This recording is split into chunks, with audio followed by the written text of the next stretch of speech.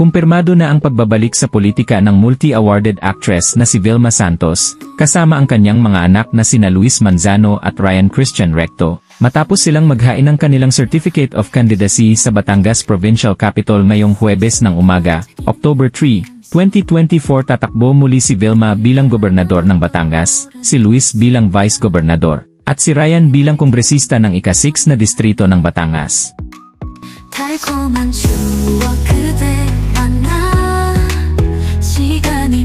Pagkatapos ng 3 taong pahinga mula sa politika, muli na namang sasabak si Vilma para sa 2025 elections. Nagsilbi siya bilang gobernador ng Batangas sa loob ng 3 magkakasunod na termino mula 2006 hanggang 2016.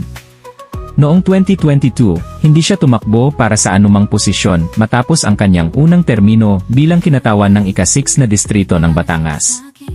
Kasama ni Vilma sa paghahain ng kandidatura ang kanyang mga anak. Si Luis Manzano, anak ni Vilma kay Edu Manzano, ay tatakbo bilang Vice Governor ng Batangas. Samantalang si Ryan Christian Recto, anak niya kay Finance Secretary Ralph Recto, ay tatakbo bilang kongresista ng ika-6 na distrito, ang dating posisyon ng kanilang ina. Matagal nang napapansin ang aktibong partisipasyon ng magkapatid sa mga political events sa Batangas, at ngayon ay tuluyan na ngang pumasok sa politika.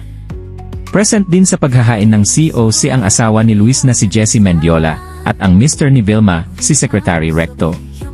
Kasama rin ang Vice Mayoralty candidate ng Lipa City na si Mikey Morada, asawa ni Alex Gonzaga.